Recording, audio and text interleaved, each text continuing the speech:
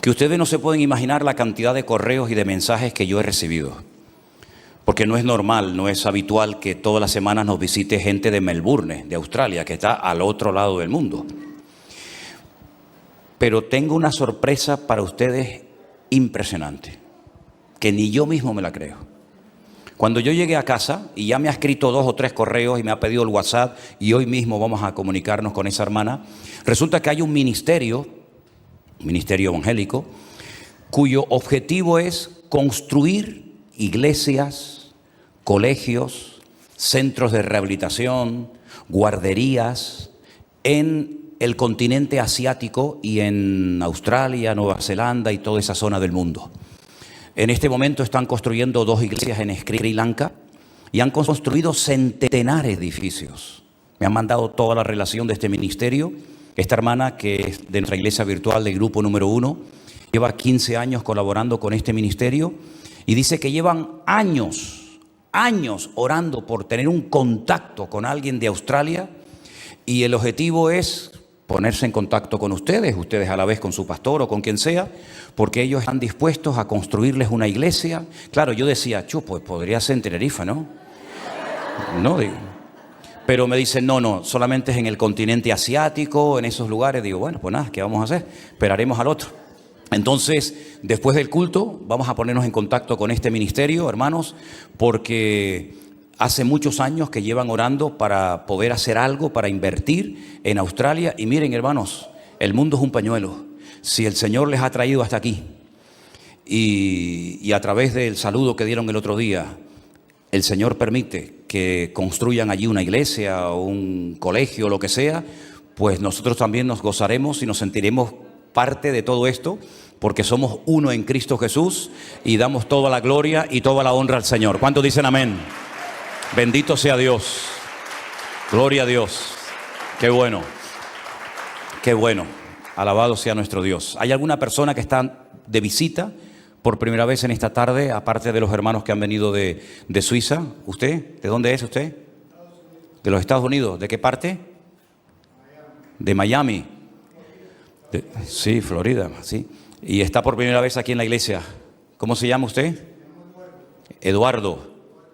¿Y cómo contactó con nosotros? Mi hermana fue la que me enseñó en Facebook a ustedes, yo sigo, y mucho conexión y entonces... Su hermana le contactó con nosotros. Entonces mi hermana vive allá en Florida. ahora está en Florida. Sí, gloria a Dios. Me enseñó la iglesia y yo tenía propósito de venir aquí a Tenerife. Venga por acá, porque los que están en casa muchas veces nos dicen, es que no oímos nada. Y entonces dice, oye, póngale el micrófono, porque los que están en casa, que son centenares de personas, pues también quieren escuchar. Me decía que fue a través de su hermana. Disculpe, sí.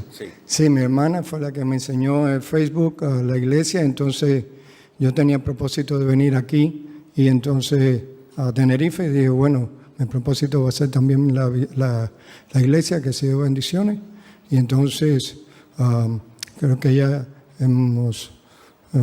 la hemos visto por las redes, ahora quería verla físicamente y conocer a los hermanos. Les deseamos muchas bendiciones en todas las tareas que se han propuesto con el Señor y que Dios los bendiga. Gloria a Dios. Pues un aplauso a nuestro hermano que nos visita esta tarde. Dios le bendiga, mucho gusto, un placer. Dios le bendiga, bienvenido. Gloria a Dios, qué bueno es el Señor. Muy bien, hermanos. Los niños, por favor, si pueden ya pasar a sus clases de la escuela dominical. Los demás nos vamos a quedar aquí, por favor. ¿Usted tiene ya Biblia? ¿Tiene usted una Biblia? ¿Sí? Sí, está bien. ¿Hay más personas que están por primera vez esta tarde en el culto? ¿Sí? ¿Cómo se llaman ustedes? ¿Se ponen de pie? ¿Me dicen fuerte su nombre? ¿Perdón? Ramiro. Y Marisa. ¿De dónde vienen? De Argentina. Pues oye, pues, madre mía, cada vez vienen de más lejos, ¿no? Cada vez. ¿De qué parte de Argentina? ¿Perdón? Buenos Aires. ¿De qué parte de Buenos Aires? Lanús. Uy, conozco muy bien Lanús. Lanús, Morón, Liniers, todas esas zonas las conozco muy bien. Pues le damos un aplauso de bienvenida, que el Señor le bendiga. Bienvenidos, bienvenidos. Gloria a Dios. Argentina, Australia, Suiza, Estados Unidos. Gloria a Dios. Gloria a Dios. Dios es bueno y para siempre su misericordia. Bendito sea Dios. Ayer tuve una reunión con algunos de los colaboradores, de los coordinadores de la iglesia virtual. Déjenme decirles, como me dice uno de ellos, la iglesia virtual va a 10.000 kilómetros por hora. Todos los días, docenas y docenas de personas se inscriben, se anotan, participan, ofrendan, ayudan, oran. Es realmente una auténtica revolución espiritual lo que el Señor está produciendo. Desde esta pequeña isla, desde esta pequeña congregación, el Señor está haciendo cosas tremendas porque dice que Él coge lo que nadie quiere, lo vil y lo menospreciado, ¿verdad? Muchas veces lo hace al revés el Señor, ¿no?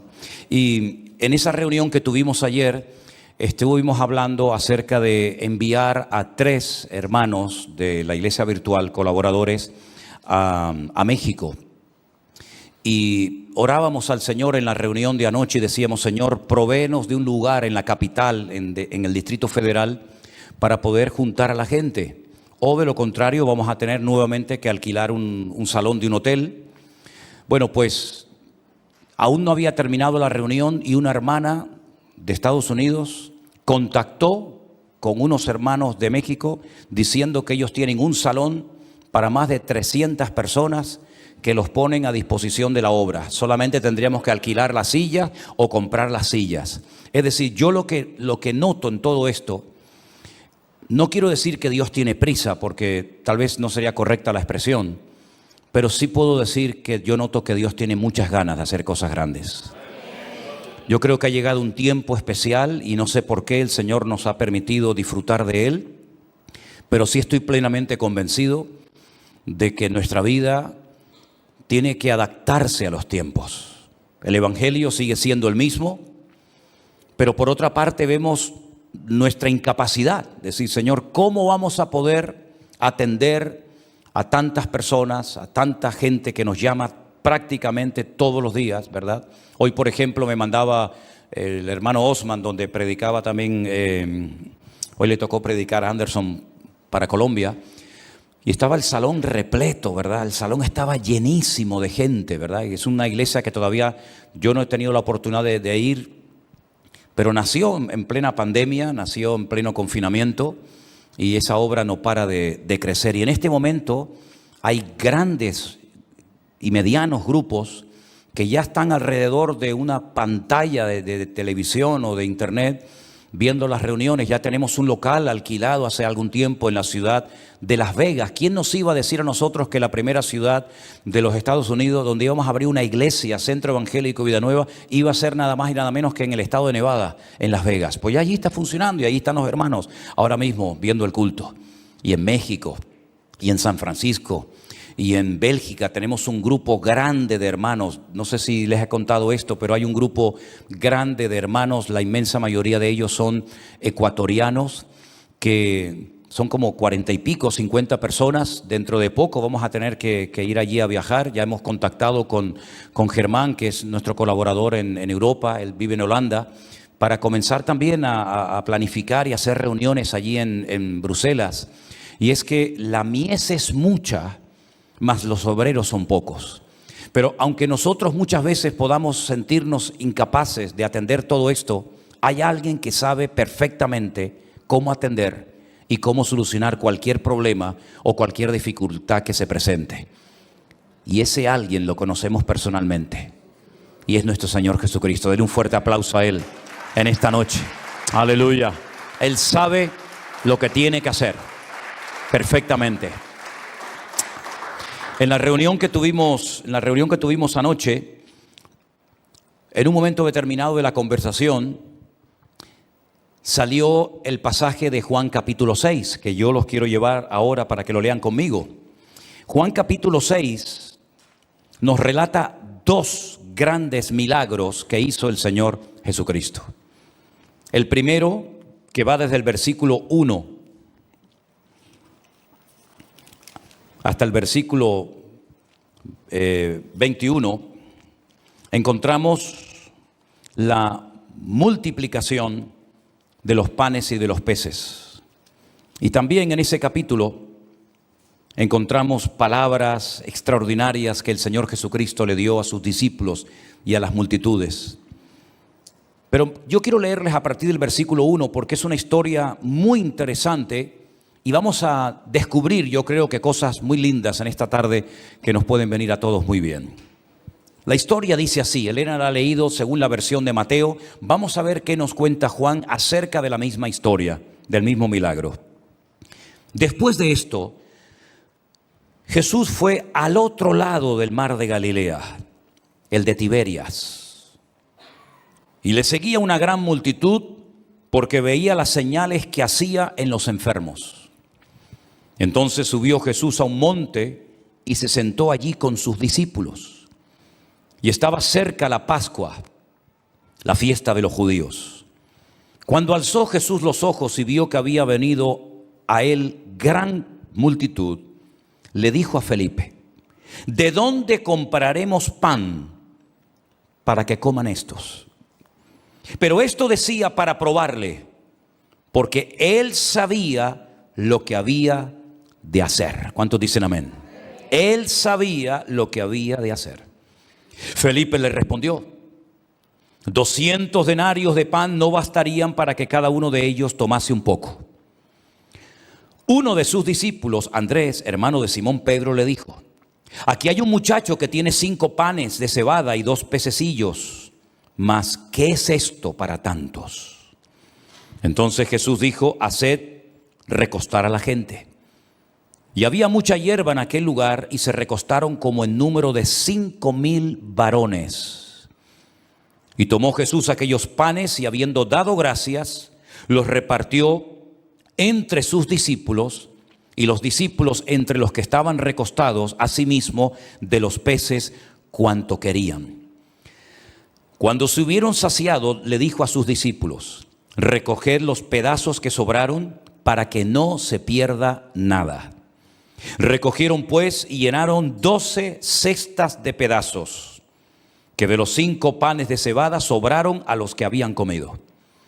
Aquellos hombres entonces, viendo la señal que Jesús había hecho, dijeron: este verdaderamente es el profeta que había de venir al mundo. Pero entendiendo Jesús que iban a venir para apoderarse de él y hacerle rey, volvió a retirarse al monte, él solo. Me ha llamado mucho la atención que en los 4 evangelios que tenemos en nuestras Biblias, Mateo, Marcos, Lucas y Juan, los 4 evangelios relatan este milagro. Y eso es una gran ventaja, porque los datos que tal vez nos da uno, el otro los omite. Pero si los juntamos todos, tenemos mucha información que nos viene muy bien. Entonces, vamos a proyectar en la pantalla, para que ustedes puedan verlo juntamente conmigo, un gráfico donde ustedes van a ver algunos detalles, algunos datos, alguna información que nos dan los evangelistas acerca de este milagro. Miremos, por ejemplo, lo que nos dice, o los detalles más significativos de Mateo capítulo 14, donde se encuentra este milagro. Nos dice que este milagro se produjo después de la muerte de Juan el Bautista.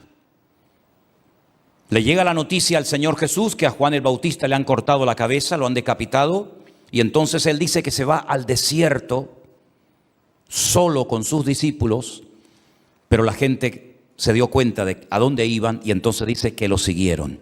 Pero en principio la idea, según Mateo, era irse al desierto, tal vez un poco a encajar aquella noticia dura y triste, ¿no?, de la pérdida, de la muerte de Juan el Bautista. Eso solamente lo cuenta Mateo, ninguno de ellos, ningún otro discípulo más. También destaca Mateo que cuando Jesús vio las multitudes que lo seguían, tuvo compasión de ellas. Pero lo curioso es que los discípulos, según la versión de Mateo, le dicen al Señor, asustados porque dice que ya empezaba a declinar el día, le dijeron al Señor: Señor, diles que se vayan, despídelos. Porque veían que la gente estaba hambrienta y no iban a poder solventar aquel problema tremendo que se les avecinaba. Despídelos. Sin embargo, el Señor Jesucristo le rompió todos los esquemas. Les lanza un desafío tremendo y les dice, no, de despedirlos nada. Dadles vosotros de comer. Es una orden, no es una sugerencia, no es una propuesta, es una orden, un imperativo. Dadles vosotros de comer.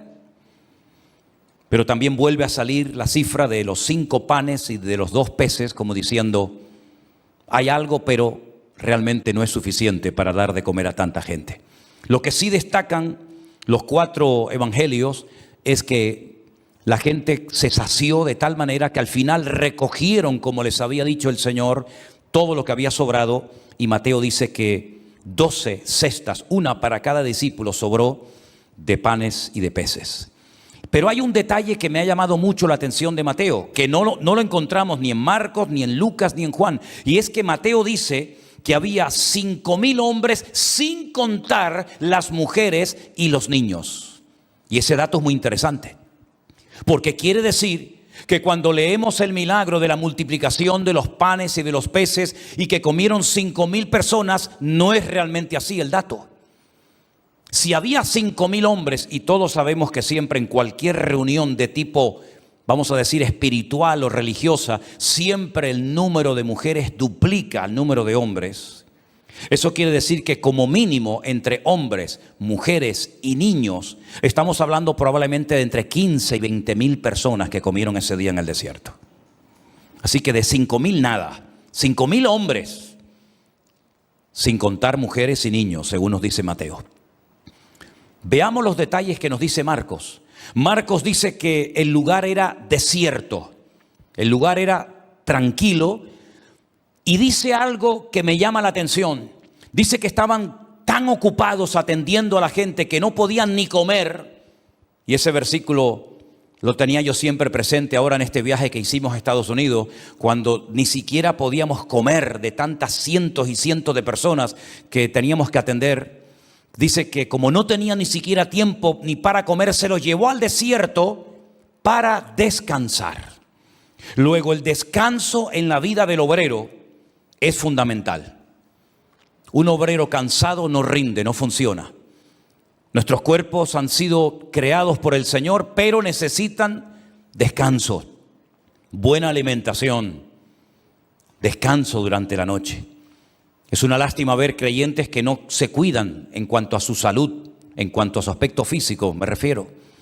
Hay algunas personas que creen que es cuestión de trabajar y trabajar y trabajar, aunque finalmente termine dándome un infarto o una úlcera o coja una depresión por el excesivo trabajo. Eso no es de Dios. El obrero tiene que descansar. Y aquí vemos un ejemplo de cómo el Señor dice, no, ahora es tiempo de descansar, vamos al desierto para que ustedes se renueven sus fuerzas. Pero todos sabemos que la multitud lo descubrió y al final otra vez tuvieron que atender a la gente. Vuelve otra vez a mencionar Marcos que tuvo gran compasión de las multitudes, porque dice, eran como ovejas sin pastor.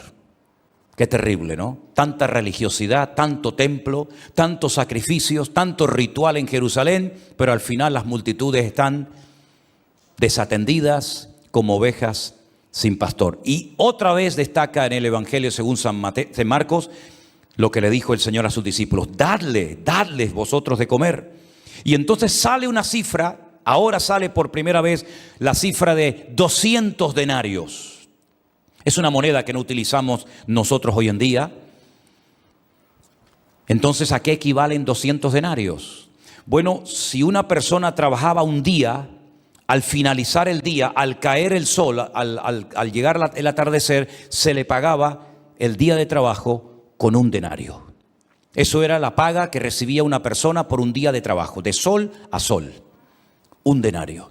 Quiere decir que aquí estamos hablando de 200 días de trabajo, casi un año, y ellos dicen, según calcularon ellos, que ni 200 denarios serían suficientes para comprar tanta comida para estas miles de personas de las cuales estamos hablando. Y nuevamente vuelve a aparecer la cifra de 5 panes y 2 peces. Si vamos a Lucas y leemos el relato según este evangelio, nos dice que los discípulos le dijeron al maestro: despide a la gente Ellos se daban cuenta de que iba a haber un problema en cuestión de horas y le dicen al maestro, diles que se vayan. Nuevamente vuelve a aparecer la cifra o la orden de dadles vosotros de comer, la cifra de 5 panes y 2 peces, 5.000 hombres, pero ya sabemos, según el dato de Mateo, que 5.000 hombres sin contar mujeres y niños, y finalmente vuelve otra vez a aparecer las 12 cestas llenas de pedazos. Según Juan, según lo que hemos leído en esta tarde, me llama mucho la atención porque Juan es un hombre muy detallista. Y cuando relata cosas que el Señor Jesucristo hizo o dijo, hay cosas que Él cuenta en su evangelio que omiten los demás. Y por ejemplo, lo que me llama mucho la atención es la pregunta que el Señor le hace a Felipe. ¿De dónde compraremos pan para que coman estos?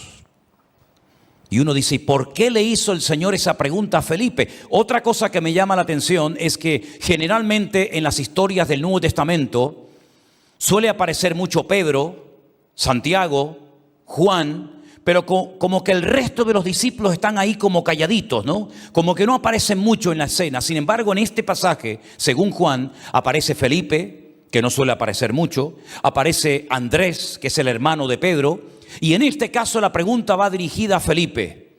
Felipe, ¿de dónde compraremos pan para que coman estos? Y a continuación Juan, seguramente después de una conversación de esas íntimas con el maestro, dice, pero esto lo dijo para probarle.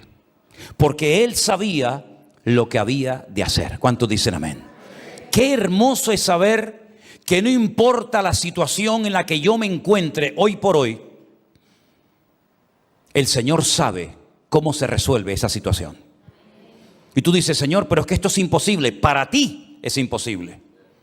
Pero para Dios no hay nada imposible. La pregunta no surge de la duda, no surge de la preocupación. Dios mío, pero ¿y ahora qué hacemos?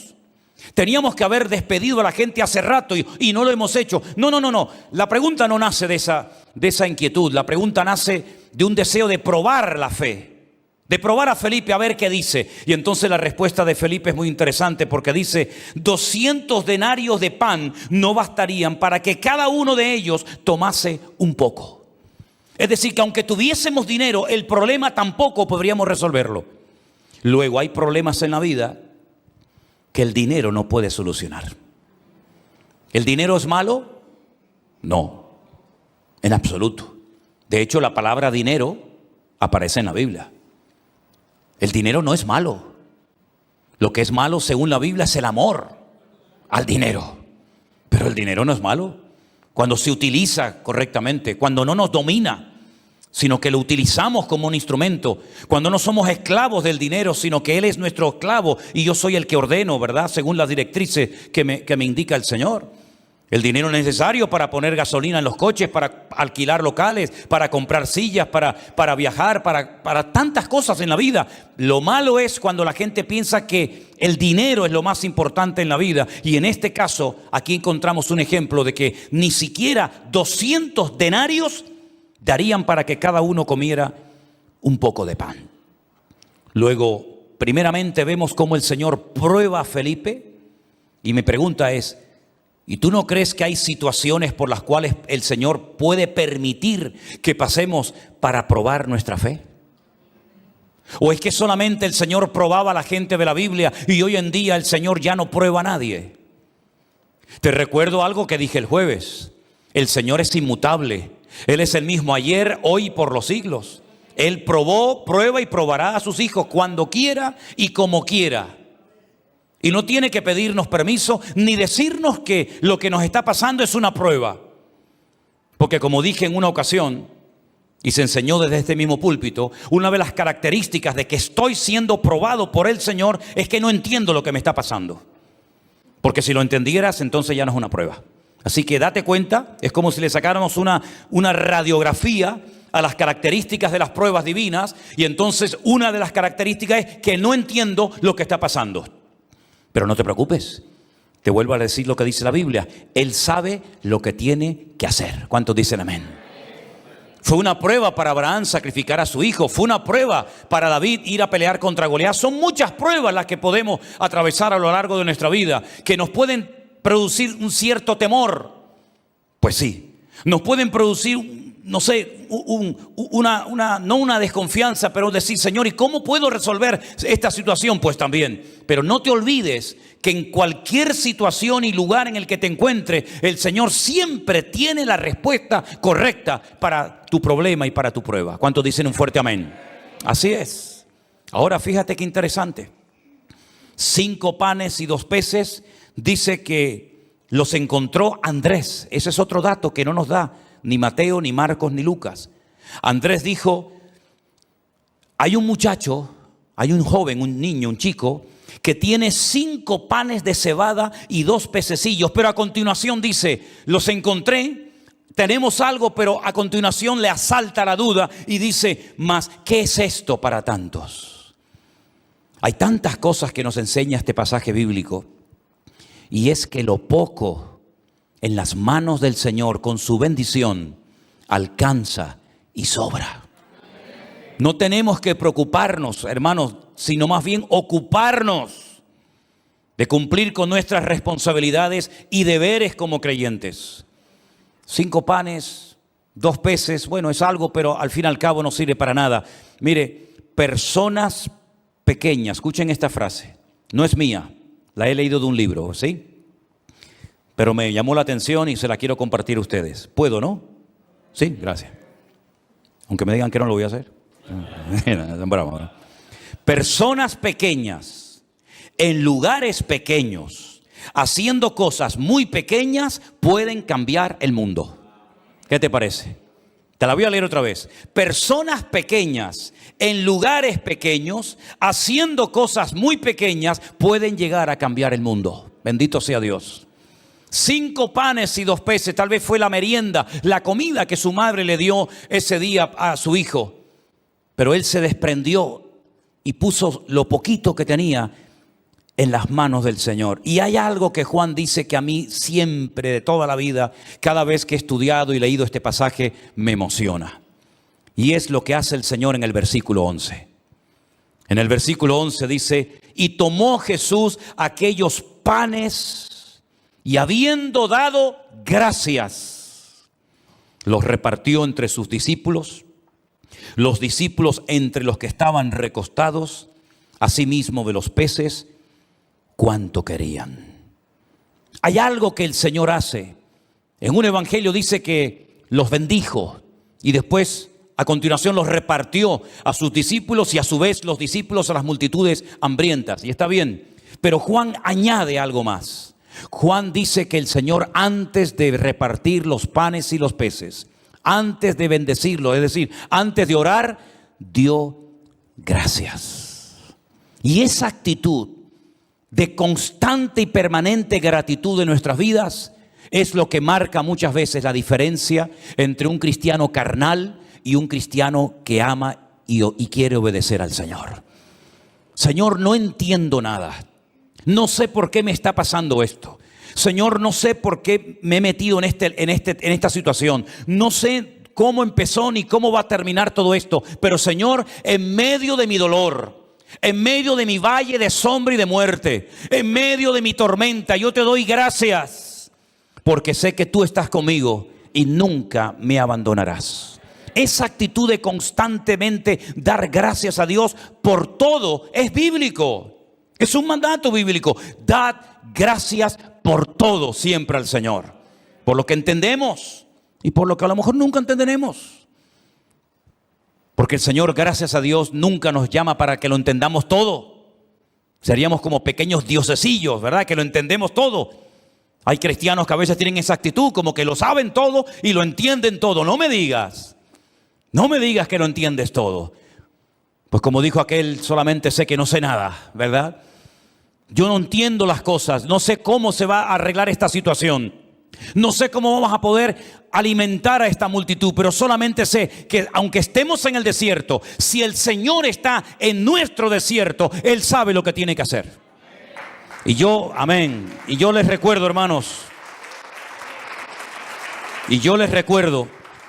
Algo que cuando yo, entre comillas, puedo decir que descubrí, me animó mucho y me bendijo mucho saber que la palabra desierto, no desierto, desierto, que eso es amén, amén en hebreo, sino la palabra, el lugar, el desierto en hebreo es Bamidbar.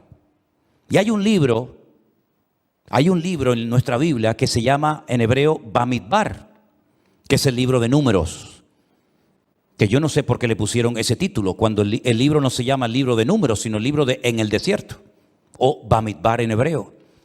Y si tú analizas esa palabra Bamidbar en el desierto, vas a encontrar que en medio de la palabra hay lo que se llama en hebreo una raíz. Y la raíz siempre suele estar compuesta generalmente por 3 letras. Y esas 3 letras que están metidas dentro de la palabra Bamidbar o en el desierto son la raíz o es la raíz del verbo dabar o el verbo hablar. ¿Y qué significa esto? Que si tú analizas a la luz de las Sagradas Escrituras lo que pasó en el desierto, el tiempo que el pueblo de Israel estuvo en ese lugar, te vas a dar cuenta que fue el lugar donde más habló el Señor, donde más milagros vieron, fue en el desierto. De hecho, el otro día leía, y se lo compartí a Elena, que en el mismo día que entraron a Canaán, el mismo día que ya salieron del desierto definitivamente para no habitar nunca más en él, ese mismo día dejó de caer maná del cielo. Nunca más volvió a caer maná. 40 años todos los días, menos el día de reposo, caía el maná. Salían, recogían todo lo que querían y comían cuanto querían. Un milagro que duró 40 años consecutivos. De lunes a viernes, hasta la caída del sol, todo el maná que quisieran. Entran a la tierra prometida y automáticamente nunca más cayó ese producto, ese pan del cielo. ¿Dónde hizo Dios los milagros más grandes para su pueblo? En el desierto. En el desierto le hablaban a piedras y salía agua de ellas. En el desierto venían las codornices cuando se quejaron y dijeron, queremos comer carne. Y Moisés dice, carne, pero hombre, pero vamos a ver, pero tampoco seáis tan exigentes, ¿no? ¿Cómo vamos a comprar carne en el desierto si somos casi 2 millones de personas? Y el Señor le dijo, dile al pueblo que van a comer carne. Y van a comer tanta carne que le va a salir por las narices. Y van a terminar aborreciendo. Y dice que el Señor comenzó a traer un viento y caían solas en el campamento las codornices, que yo no sé si ustedes han comido codornices, pero están riquísimas. Y comenzaron a caer miles, millones de codornices. Y dice que llegó a la altura de 90 centímetros. Se lo traduzco en el sistema métrico decimal. 90 centímetros así de altura de codornices. Ni te tenías que agachar, sino hacías así, una para el caldero, otra para el caldero, otra para el abuelo, otra para la prima. ¿No querían comer carne? Yo soy capaz de proveerles a ustedes agua, carne y lo que haga falta. Pero déjense de quejar, déjense de lloriquear, déjense de lamentarse y clamen a mí como mi siervo Moisés, que mientras ustedes están quejándose, y mientras ustedes están hablando de apedrearlo, mi siervo va a mi presencia y se pone a orar y entonces yo le respondo y le enseño el milagro. Llegaron a las aguas amargas de Mara, fue uno de los devocionales de esta semana, si ustedes lo recuerdan. ¿Y qué pasó? El pueblo quejándose, el pueblo lamentándose, querían apedrear, querían matar a Moisés. Moisés clamó y el Señor le dijo, mira, aquel árbol coge, lo echas dentro del agua y las aguas ya se pueden tomar. Milagro tras milagro, pero era uno detrás de otro, hermano. Tienen calor, sí, no se preocupen. Yo les voy a traer una nube que los va a cubrir para que el sol no los derrita en el desierto. Tuvimos una experiencia muy curiosa cuando estuvimos en Torreón, en México, ahora hace unas semanas atrás. Había un sol abrasador encima de nuestras cabezas mientras estábamos haciendo el culto en un patio de una casa. Y se produjo un incendio lejos y el viento comenzó a traer como una nube y se paró frente al sol y nos cubrió y fue una maravilla, por lo menos para mí que estaba allí al sol y no me derretí con el calor abrasador de allí del desierto. 40 años el Señor les mandaba un paraguas todas las mañanas para que su pueblo estuviera en la sombra, ¿verdad? Pero por la noche en el desierto hace mucho frío. Y entonces venía una columna de fuego que calentaba a todo el campamento de Israel durante 40 años, hermanos. Agua, codornices, sombra, fuego, lo que haga falta en el desierto en Bamidbar. Y aquí encontramos ahora un milagro que se produce no en una gran ciudad donde hay recursos, sino en el desierto donde no hay recursos, donde no hay dinero, donde no hay posibilidad alguna de resolver el problema. Pero en ese desierto estaba el Señor, estaba el pan de vida. Él dijo en una ocasión: todos los que comieron el maná en el desierto murieron, pero el que coma de mi carne nunca morirá, sino que vivirá eternamente. Porque yo soy el verdadero pan del cielo que ha descendido a vosotros. Así que, mis queridos hermanos, asegúrate de que en tu desierto no estés solo, sino que el Señor esté contigo. Porque estando el Señor con nosotros en el desierto, en la montaña, en la cueva, en la tormenta, donde sea, en paz me acostaré y asimismo dormiré, porque solo tú, Señor, me haces vivir confiado. ¿Cuántos dicen amén? En este milagro vemos que el Señor da gracias por lo poco. Podía haber dicho: pero ¿esto qué es? Vamos a ver, ¿esto qué es? 5 panes, 2 peces, aquí hay 15, 20 mil personas, por favor.